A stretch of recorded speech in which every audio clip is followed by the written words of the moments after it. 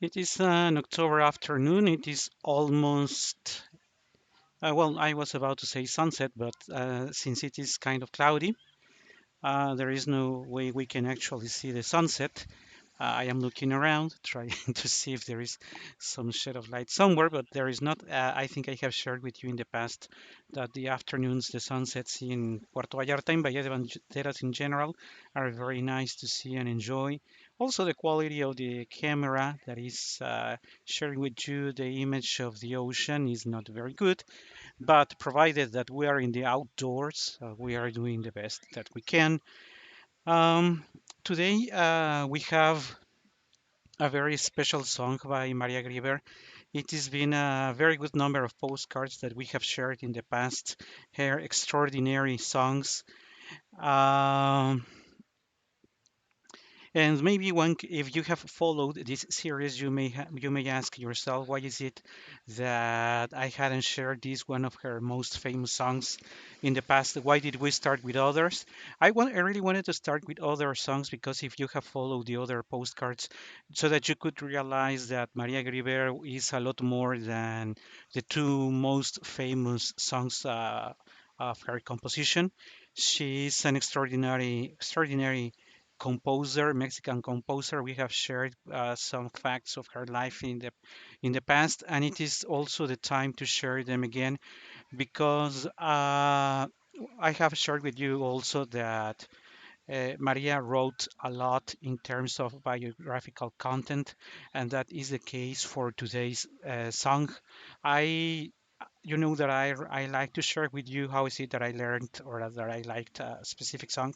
This time I'm not sharing it because I really have heard it so many times that I can hardly recall when it was the first time that I heard it. What I recall is that I really liked the melody and that I wanted to sing it sometime. And I think it would be a very good time to share with you that unfortunately this song is not. Well, first one clarification. People like to think that this song called Muñequita Linda or Te quiero dijiste, which is in fact the true name of this song, is a song of love. People like to think that Muñequita Linda or Te quiero dijiste is the song that one dedicates to his lover, to his beloved one, to his wife, or at the end, someone that we love, but it's in fact that is not the case. It is a very tragic situation that makes Maria Grieber compose this song, she write this song. She had already married to Mr. Grieber, the one who gives her the last name Grieber, because remember that her name is, as she's Mexican, she's Maria Joaquina de la Portilla. So her married last name is Grieber, and after having had two children with him, the youngest girl dies. She is still a child when she dies, and this situation impacts Maria Grieber for the rest of her life. So, the best thing a composer can do with such a tragic situation is to write a song to recall or to bring back the memory of her beloved daughter. There is also a movie that I have told you about in the past. It is called Cuando Me Vaya. Cuando Me Vaya is another song that I have shared with you in the past, and that movie is Maria Grieber is performed by Libertad Lamarque. She was Argentinian, and somehow she managed to be the main actress to play Maria Grieber's role. And well, in this movie, where they tell more the most important facts of her life, there is a special chapter, of course. There are several minutes in the movie to share with you the situation of how, or to share not exactly how, but share with the audience some of the details on the actual death of her daughter. And it is from that movie that I decided to take a snapshot and share with you because this is exactly the situation that is pictured in the song. So I would like to share with you the words and the music. And as you also may recall, I am going to play part of the music and we are going to go all over the lyrics of the song.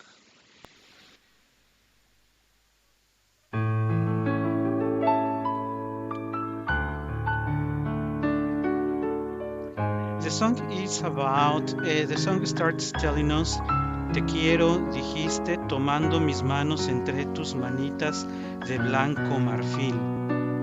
Y sentí en mi pecho, I will get there, but I would like to share with you what this first phrase is about. So the song starts by telling us, te quiero, dijiste. So who is saying that te quiero, dijiste? Who is it? It is in fact her daughter. These first words come from her daughter. She is recalling that her daughter told him, Mother, I love you. That's what you said. You took my hands between your small hands, your very little hands, that are white. There is a very poetic comparison with the whiteness of her hands, while it is in fact talking about the paleness of her daughter. Her daughter has been sick for already a good number of days, and her daughter is about to die. In fact, my thoughts are that this song that Maria and this scene that she's sharing with us is in fact the last time that she had the chance of talking to her daughter. In that last chance that she had of talking to her daughter, is when her daughter tells her mother, tells Maria, Mother, my mom, I love you. I really love you so much. And then the little girl in bed, about to die, takes the hands of the mother, holds her within her very little hands, as the lyrics of the song tells us. And then the mother, that means Maria, feels her heart beating so hard, and suddenly she feels the kiss, as it is in the lyrics itself, of a febrile kiss. A febrile kiss could some people interpret it as these kisses of love when your beloved one kisses you, but that is wrong. Here it is. We are talking about how her daughter dies, and that's exactly what she's telling us. That the last time she saw her daughter, that time when she died, she was kissed by her daughter with that febrile, making a reference to the fever that is consuming her daughter's life, and that's how she actually dies. And that's what is described in this first scene. So you picture that the daughter is in bed, tells the mother, Mother or Mom, I really love you. I do love you. Right after that, she takes the mother's hands between hers. The mother notices how pale her hands are. her her heart is beating so hard of desperation, of course, of feeling or seeing her daughter so pale, and suddenly feels the kiss of her own daughter who is perishing in fever. And that's where right after that it's when starts the first time the most known phrase of this song is played, but I am not going to tell you that because I would really like to go to the melody of this first part, because this first part goes like Te quiero, dijiste, tomando mis manos entre tus manitas de blanco marfil. Here, where we say marfil, is exactly what I was sharing with you. The comparison here is not about what is poetically said, but it is about the whiteness, the paleness of her arms. So the phrase is tomando mis manos entre tus manitas de blanco marfil, y sentí en mi pecho un fuerte latido, después un suspiro y luego el chasquido de un beso febril. Right after that scene, which is the first thing that I was narrating you. It's when it comes the most known phrase of this song, that is muñequita linda de cabellos de oro, de dientes de perlas, labios de rubí. What Maria is sharing here is a description of her little daughter. It is easy to believe that, in fact, yeah, her little daughter was blonde. Well, it is called with hair that's gold, because she was also the daughter of an American. So there are reasons to believe that the way Maria pictures her daughter is actually what she looks like. I was also making reference to the fact that Muñequita Linda that does have a poor translation, as it is not translated into small little doll, because we are not talking we are not really speaking of a doll, but it is very often that for Mexican and maybe Latin American mothers, they like to compare their little children to these beautiful babies, and they like to call them these little babies their muñequitos. In the case of a little lady, a little daughter, a muñequita. So that's what muñequita linda means, the way a lovely mother would call her beloved daughter. And this melody, I am pretty sure that you are aware of how it actually goes, because it says, Muñequita linda de cabellos de oro, de dientes de perlas,